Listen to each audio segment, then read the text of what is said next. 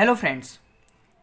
जैसा कि हम लोग जो हमारे हाफ ईयरली एग्ज़ाम्स हो रहे हैं हम जानते हैं, यानी कि जो हमारे टर्म 1 एग्ज़ाम्स हो रहे हैं ये उसमें हम सैम्पल पेपर या फिर हम कह सकते हैं क्वेश्चन पेपर्स को कवर कर रहे थे क्लास 9th के।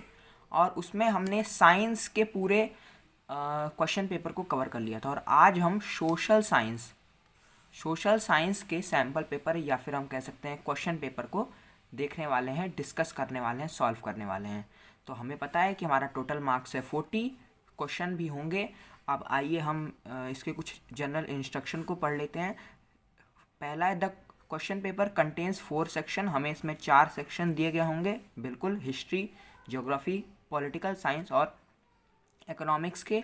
दूसरा है 12 question are given in all the sections. 12 question यानी टोटल 48, 12 4 जा 48 क्वेश्चन हैं। तीसरा है attempt 10 question from all section, और हमें केवल अटेम्प्ट 10 ही करना है, यानी टोटल हमें 40 क्वेश्चन अटेम्प्ट करना है 48 में से। और all question carry equal marks, यानी 1 मार्क्स हमें एक क्वेश्चन के लिए मिलेंगे। तो आइए हम स्टार्ट करते हैं सेक्शन 1 से, जो कि होगा हमारा हिस्ट्री का। तो हमारा जो पहला क्वेश्चन है कि what was estate general. Estate general क्या था? क्या वो पास्ट ऑफ आर्मी जनरल था, या फिर वो head of all landed property था, या फिर वो एक पॉलिटिकल बॉडी था, या फिर वो एक एडवाइज़र ऑफ किंग था? तो एडवाइज़र ऑफ किंग हटा ही दीजिए, क्या ही है ये। पास्ट ऑफ आर्मी जनरल बिल्कुल नहीं। Head of all landed property, ये भी हमारा गलत आंसर होना चाहिए। जो एस्टेट जनरल था, हमने पढ़ा है फ्रेंच रेवोल्यूशन चैप्टर में, ये एक पॉलिटिकल बॉडी हुआ करती थी जहाँ पर मीटिंग्स हेल्ड होती थी। तो इसका करेक्ट आंसर होना चाहिए सी, पॉलिटिकल बॉडी। हमारा जो नेक्स्ट क्वेश्चन है second, which of these books was written by John Locke. John Locke ने कौन सी बुक को लिखा था? क्या उन्होंने स्पिरिट ऑफ लॉज को लिखा था, क्या द सोशल कॉन्ट्रैक्ट को लिखा था, 2 ट्रीटीज ऑफ गवर्नमेंट को लिखा था, या फिर सभी को लिखा था? तो सभी हो नहीं सकता, क्योंकि सोशल कॉन्ट्रैक्ट लिखा है रूजो साहब ने, जीन जैक्स रूजो ने, इसको लिखा है रूजो ने। और द स्पिरिट ऑफ लॉज ये हमारी बुक है मॉन्टेस्क्यू की। तो जो बी ऑप्शन है 2 ट्रीटीज ऑफ गवर्नमेंट, वो हमारा करेक्ट आंसर होना चाहिए, क्योंकि जॉन लॉकी ने 2 ट्रीटीज ऑफ गवर्नमेंट बुक लिखी। और इसमें इन्होंने जो मोनार्ची था, मोनार्ची की क्या डीमेरिट्स हैं 2 ट्रीटीज ऑफ गवर्नमेंट में, इन्होंने ये सारी बातें बताई थी। और भी बहुत कुछ 2 ट्रीटीज ऑफ गवर्नमेंट में जॉन लॉकी जी ने बताया था। अब तो इसका करेक्ट आंसर होना चाहिए बी। अब हमारा जो नेक्स्ट क्वेश्चन है third, the national assembly framed a constitution in 1791 to limit the power of a monarch, B wealthy man, C press, या फिर D none of these. None of these नहीं होगा, प्रेस की इसमें कोई बात ही नहीं है, वेल्दी मैन या फिर मोनार्ची। तो नेशनल असेंबली ने जो कॉन्स्टिट्यूशन फ्रेम किया था वो generally limit the power of, यानी किसकी पावर को लिमिट करने के लिए किया था। तो इसका करेक्ट आंसर होना चाहिए मोनार्ची, यानी राजशाही। जो मोनार्ची थी, उस मोनार्च थी, उसकी पावर को, यानी राजा की पावर को लिमिट करने के लिए ये कॉन्स्टिट्यूशन को फ्रेम किया गया था। तो इसका करेक्ट आंसर होना चाहिए ए, मोनार्च। अब हमारा नेक्स्ट क्वेश्चन है who wrote influential pamphlet what is the third state. ये एक पैम्पलेट था जिसको लिखा था ए मिराबियो ने, या फिर बी अबेसियस ने, सी जीन पॉल मराट ने, या फिर डी नन ने, किसी ने नहीं। तो नन होगा नहीं, जीन पॉल मराट ने नहीं लिखा था, मिराबियो ने भी नहीं लिखा था। इसका करेक्ट आंसर होना चाहिए बी, अबेसियस। ये बेसिकली एक प्रीस्ट थे जो कि फर्स्ट एस्टेट से बिलोंग करते थे, लेकिन ये सारी प्रिविलेजेस के विरुद्ध थे जो फर्स्ट और सेकंड एस्टेट के लोगों को दी जाती थी। तो इसका करेक्ट आंसर होना चाहिए अबेसियस। अब हमारा जो नेक्स्ट क्वेश्चन है who said the task of representing the people has been given to the rich. ये जो स्टेटमेंट है वो किसने कहा था? क्या वो मिराबियो ने कहा था, क्या वो अबेसियस ने कहा था, या फिर क्या वो रूजो ने, या फिर क्या वो डेंटन ने? तो इसमें कोई भी ऑप्शन करेक्ट नहीं है। हमें जो इसका करेक्ट आंसर है वो है जीन पॉल माराटोम। डी के स्थान पे एक सब्स्टिट्यूशन कर लेते हैं, क्योंकि जीन पॉल मारट ने ही ये स्टेटमेंट कहा था तो इसका करेक्ट आंसर होना चाहिए जीन पॉल मारट। अब हमारे जो 6th क्वेश्चन है वो है कि on dash the city of Paris was in state of alarm, the king had commanded the troop to move into the city. तो ये एनसीईआरटी की ही लाइन है कि कौन से दिन जो स्टेट था वो पूरा अलार्म में था और जो किंग है उसने ट्रूप्स को यानी सेना की टुकड़ी को ये कमांड किया था, आदेश दिया था शहर में जाने को। 15 जुलाई 1789 को, 14 जुलाई को, 1779 को, या फिर 14 जुलाई 7। तो इसका करेक्ट आंसर होना चाहिए सी। या और जो हमारा इसी दिन फ्रेंच रेवोल्यूशन भी हुआ था, यानी बास्टील के किले पे हमला भी किया गया था। तो इसका करेक्ट आंसर होना चाहिए 14 जुलाई 1789। अब जो हमारा नेक्स्ट क्वेश्चन है, why was the fortress prison the Bastille hated by all. जो बास्टील किला था जो कि 14 जुलाई 1789 को गिरा दिया गया था, वो उसको सब क्यों हेट करते थे, उससे घृणा क्यों करते थे। A, it stood for the despotic power of the king, B because of dictatorship, C aristocracy, या फिर डी नन ऑफ दीज। तो इसका करेक्ट आंसर होना चाहिए ए, क्योंकि वो जो राजा की डेस्पोटिक पावर थी यानी कि नाजायज शक्तियों का वो उसको शो करता था, दिखाता था। तो जो बास्तील था, ए जो कारण है उसके ही वजह से सब लोग उससे घृणा करते थे, उसको हेट करते थे। तो इसका करेक्ट आंसर है ए होगा। अब हमारा जो नेक्स्ट क्वेश्चन है, which group of people did not join the Jacobin club. जो सेंट जैकोब का क्लब था, जैकोबिन क्लब, उसमें कौन से पीपल ने डिड नॉट ज्वाइन, ये हमें ध्यान रखना है, ज्वाइन नहीं किया था। क्या वो आर्टिशंस थे, आर्टिशन ने किया था, तो इसका ये रॉन्ग आंसर हो जाएगा। क्या वो डेली वेज वर्कर ने भी किया था, तो ये भी रॉन्ग आंसर। सी शॉपकीपर ने भी किया था, तो ये भी रॉन्ग आंसर। हमें डिड नॉट पूछा है, तो इसका करेक्ट आंसर होना चाहिए मैन विथ प्रॉपर्टी। यानी जो जैकोबिन क्लब था वो बेसिकली पुअर स्टेट के लोगों के लिए था, और जो मैन विथ प्रॉपर्टी थे वो पुअर में नहीं आते थे, तो वो जैकोबिन क्लब उन्होंने ज्वाइन नहीं किया था। तो इसका करेक्ट आंसर होगा डी। अब हमारा जो नेक्स्ट क्वेश्चन है, a triangular slave trade took place between Europe, the America and Asia, Australia, Africa, या नन ऑफ। तो इसका करेक्ट आंसर होगा अफ्रीका। जो ट्रायंगुलर स्लेव ट्रेड था वो यूरोप, अमेरिका और अफ्रीका से ही होता था। जो हमारे स्लेव्स होते थे उनको उनका ट्रेड किया जाता था। तो इसका करेक्ट आंसर होगा सी। अब आइए हम अपने नेक्स्ट पेज पर चलते हैं। तो हमारा जो अब नेक्स्ट क्वेश्चन है, हमारा 10th question, what did slave wear, यहाँ होगा वेयर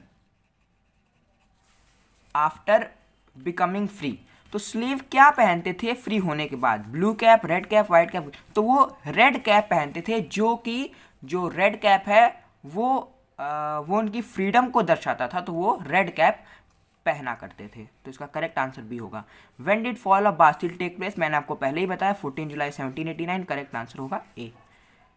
12th है, in the year dash Napoleon Bonaparte was defeated at the battle of Waterloo, 1849, 1812, तो इसका करेक्ट आंसर होगा 1815। 1804 में नेपोलियन बोनापार्ट आया था राज करने के लिए, और 1815 में वो वाटरलू के युद्ध में पराजित हो गया था। तो हाँ, तो इसका करेक्ट आंसर होगा सी। और हमने 12 क्वेश्चन कर लिए, हमें अटेम्प्ट 10 ही करना था, लेकिन मैंने 12 कर दिए हैं। आपके एग्जाम्स में अगर ऐसा ऑप्शन आएगा तो आपको केवल अटेम्प्ट 10 ही करना होगा। अब हमारा सेक्शन बी है जो कि होगा ज्योग्राफी का। अब हमारे ज्योग्राफी से जो क्वेश्चन है आइए उनको देखते हैं। पहला क्वेश्चन है, India has land boundary of about. India के पास जो लैंड बाउंड्री है वो कितने किलोमीटर की है, 18,200, 7,516.6 किलोमीटर, 15,200 किलोमीटर, या फिर इतना। तो इसका करेक्ट आंसर है 15,200 किलोमीटर भारत के पास लैंड बाउंड्री है। नेक्स्ट क्वेश्चन है, what is the southern most point of Indian union. अब यहाँ पर हमें कंफ्यूज किया जा सकता है। इंडियन यूनियन क्या पूछा गया है, दो चीज़ें हैं, एक इंडियन यूनियन और एक इंडियन मेन लैंड।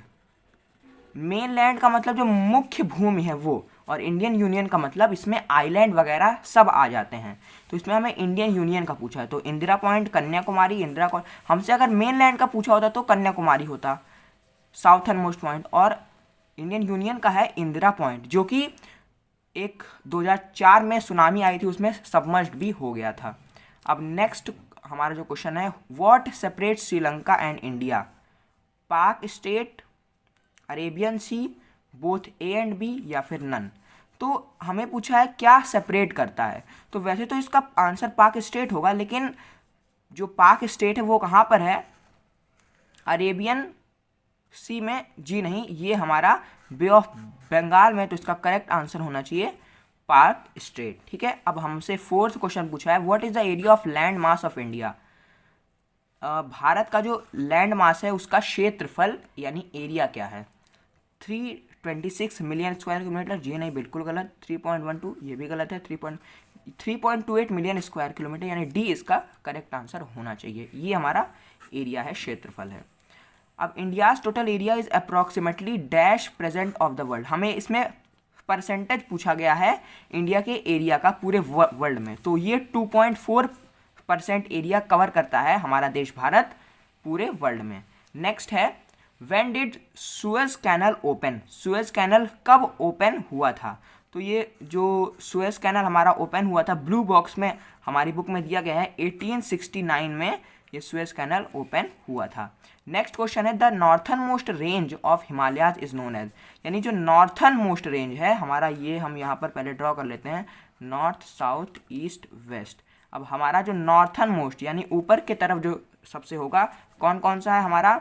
हिमद्री है, उसके बाद हमारा आता है इस तरफ हिमाचल, फिर जो सबसे नीचे आता है, यहाँ मैं आपको दिखा देता हूँ, वो आता है Shivalik range.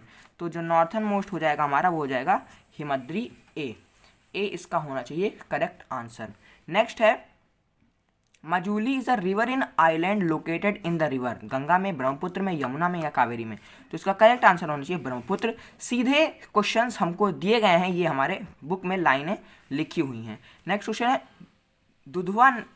Dudhwa national park is located in the state of? कौन से स्टेट में ये national park of Dudhwa located है? क्या वो असम में, क्या यूपी में, क्या एमपी में, या फिर राजस्थान में? तो इसका करेक्ट आंसर है यूपी, और सिटी का नाम मुझे आप कमेंट सेक्शन में जरूर बताएंगे। ठीक है, नेक्स्ट क्वेश्चन है, which is the highest peak in India? Bharat का हाईएस्ट पीक क्या है? क्या वो माउंट एवरेस्ट है, कंचनजंगा है, या नंगा पर्वत है, या नन? तो बहुत लोग इसका आंसर माउंट एवरेस्ट लगा देंगे क्योंकि ये बहुत फेमस माउंटेन है, लेकिन ये पूरे वर्ल्ड का हाईएस्ट है और ये नेपाल में लोकेटेड है। लेकिन हमें इंडिया का पूछा है तो इसका करेक्ट आंसर होना चाहिए कंचनजंगा। ठीक है, अब नेक्स्ट क्वेश्चन है, which island of India are coral island? Coral island कौन से? हमें पता है लक्षद्वीप आइलैंड कोरल आइलैंड होते हैं। नेक्स्ट क्वेश्चन है हमारा, lake Chilka lies in the state of? Jharkhand, Telangana, Orissa? तो इसका करेक्ट आंसर होना चाहिए सी, उड़ीसा। ठीक है, तो हमने यहाँ पर 12 क्वेश्चन को देख लिया ज्योग्राफी के भी। अब हमारा सेक्शन सी आ गया है जो कि होगा पॉलिटिकल साइंस का। अब हमसे पूछा जा रहा है इसमें कि dash is a form of government in which the rulers are elected by the people? क्या वो डिक्टेटरशिप में, तानाशाही में? जी नहीं। क्या वो नॉन डेमोक्रेटिक गवर्नमेंट में, यानी जो डेमोक्रेटिक ना हो? जी नहीं। क्या वो मोनार्ची में, राजाशाही में? जी नहीं। डेमोक्रेसी इसका सीधा सीधा आंसर हो जाना चाहिए, आंसर डी, डेमोक्रेसी। अब हमारा जो नेक्स्ट क्वेश्चन है, how are the ruler of Myanmar elected? Myanmar जो हमारा पड़ोसी देश है वहाँ पर रूलर यानी शासक कैसे चुने जाते हैं? क्या वहाँ पे डिक्टेटरशिप, तानाशाही होती है? नेक्स्ट ऑप्शंस हम देखते हैं, और बाकी के ऑप्शंस हैं हमारे ये, हाँ, बाय द पीपुल, क्या वो लोगों के द्वारा चुनी जाती है? क्या those who happen to in control of army become ruler? जो आर्मी में होते हैं, आर्मी के कंट्रोल से रूलर चुने जाते हैं, या फिर मोनार्ची? तो इसका करेक्ट आंसर होगा सी, जो those who happen in the control of army, जो आर्मी कंट्रोल में जिसके होती है उसके हेल्प से रूलर को चुना जाता है। कहाँ पर? म्यांमार में। अब हमारा जो नेक्स्ट क्वेश्चन है, how are the rule of Saudi Arabia elected?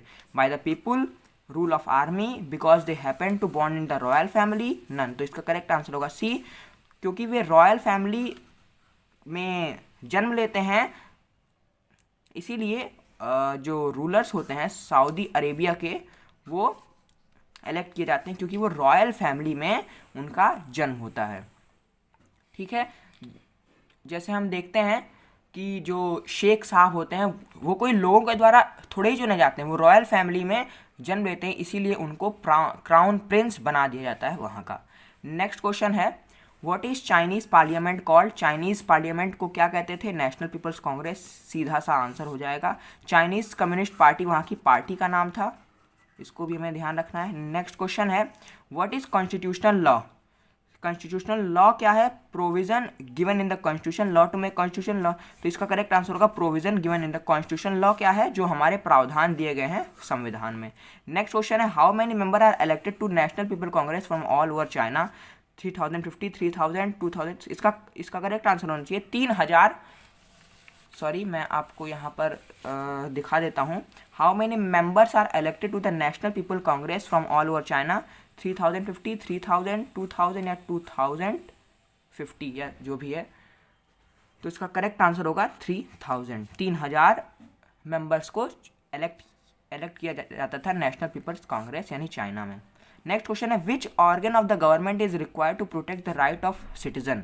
जो नागरिक का राइट होता है, अधिकार होता है, वो क्या वो एग्जीक्यूटिव वो करती है, प्रोटेक्ट करती है? क्या लेजिस्लेचर, क्या इंडिपेंडेंट जुडिशियरी या फिर पुलिस? तो इसका करेक्ट आंसर होगा इंडिपेंडेंट जुडिशियरी। जो न्यायपालिका होती है वो हमारे राइट्स को प्रोटेक्ट करने में काम आती है। वैसे पुलिस भी होता है, लेकिन पुलिस हमें इंडिपेंडेंट जुडिशियरी के ही थ्रू हमारे राइट्स को हमें दिलाती है। तो इसका सीधा सीधा आंसर होना चाहिए इंडिपेंडेंट जुडिशियरी। ठीक है, थोड़ा कन्फ्यूजन है लेकिन इसका करेक्ट आंसर सी होगा। On what charges Nelson Mandela sentence to life imprisonment? Nelson Mandela ji को किस जुर्म में लाइफ इम्प्रिजनमेंट हुई थी यानी जेल हुई थी? तो for treason, for breaking the laws, for corruption charges. तो ये सारे ऑप्शन हमारे नहीं होंगे। फॉर ट्रेजन यानी देशद्रोह के जुर्म में उनको जो लाइफ इम्प्रिजनमेंट था वो सुनाया गया था। नेक्स्ट क्वेश्चन है, when did south Africa become a democratic country? इसका करेक्ट आंसर होगा 26 अप्रैल 1994 को, जब नेल्सन मंडेला ये 26 अप्रैल 1994 की आधी रात को मिडनाइट में जो साउथ अफ्रीका है वो एक डेमोक्रेटिक कंट्री घोषित किया गया था नेल्सन मंडेला के अध्यक्षता में। नेक्स्ट है, where was 1931 session of the Indian national congress held? Karachi में ये हेल्ड हुआ था। मैं थोड़ा जल्दी जल्दी करने का प्रयास कर रहा हूँ जिससे कि वीडियो बहुत ज़्यादा लंबा ना हो। नेक्स्ट है, when did Motilal Nehru draft a constitution for India? तो ईयर 1928 में मोतीलाल नेहरू जी ने कॉन्स्टिट्यूशन को ड्राफ्ट किया था।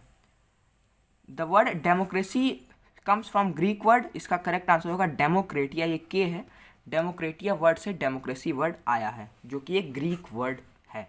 ठीक है, अब हमारा जो सेक्शन डी लास्ट सेक्शन है इकोनॉमिक्स का वो अब स्टार्ट हो रहा है। इसमें भी हमें 12 क्वेश्चंस मिलेंगे।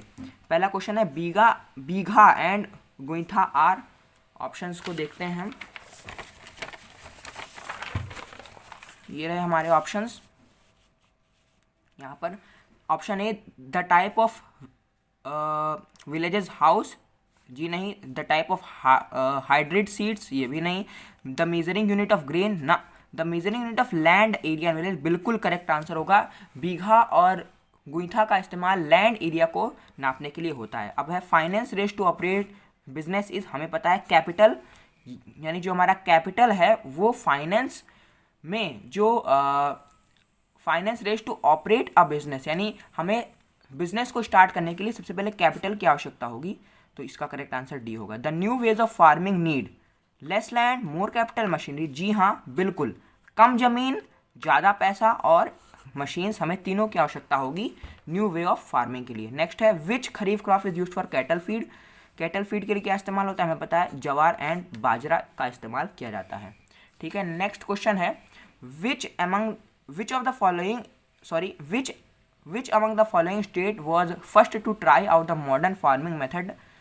भारत में कौन सी जो मॉडर्न फार्मिंग मेथड है कौन से स्टेट में हुआ था? हरियाणा में, झारखंड में। तो हरियाणा इसका करेक्ट आंसर। हरियाणा के साथ साथ पंजाब में और वेस्टर्न यूपी में भी ये पाया गया था। तो option A Haryana is the correct answer. Which of the following is most labour absorbing sector of India, इसका करेक्ट आंसर होगा प्राइमरी सेक्टर। इसमें नेचर से रिलेटेड काम हमारे आते हैं।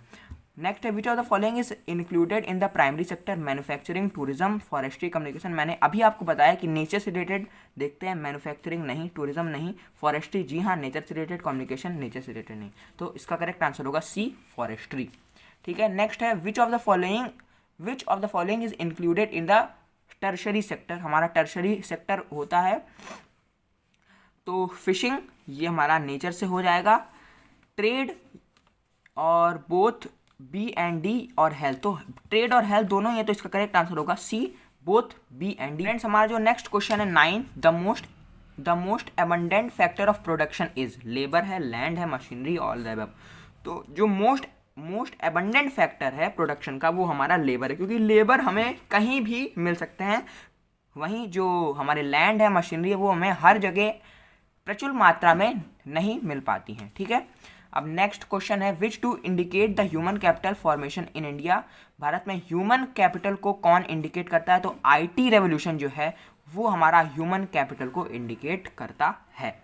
तो इसका करेक्ट आंसर होगा B IT revolution. Next question है in which field the investment formulates human capital. कौन से फील्ड में जो जब हम इन्वेस्टमेंट करते हैं तो वो ह्यूमन कैपिटल का हमें आउटपुट देती है। एजुकेशन में, हेल्थ में, ट्रेनिंग में, तीनों में ही हम अगर इन्वेस्टमेंट करेंगे तो वो हमें ह्यूमन कैपिटल का आउटपुट देगी, फॉर्मुलेट करेगी। तो इसका करेक्ट आंसर होगा D all of these. Next है पॉपुलेशन कैन बी एज। जो हमारा पॉपुलेशन है वो हमारे इकोनॉमी के लिए क्या हो सकती है? एसेट हो सकती है, लाइबिलिटी, दोनों ही हो सकती है।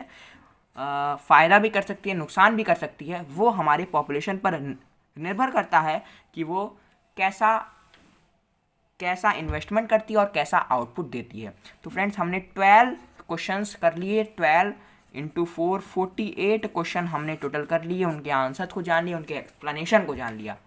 अब नेक्स्ट वीडियोज़ में हम नेक्स्ट सब्जेक्ट्स के क्वेश्चन पेपर, सैम्पल पेपर को लेकर आएंगे। तब तक के लिए स्टे ट्यून्ड, तैयारी करते रहिए। अगर एग्ज़ाम्स नहीं हुए, हो चुके हैं तो बहुत बहुत बधाई आपको। और बस आज के लिए इतना ही।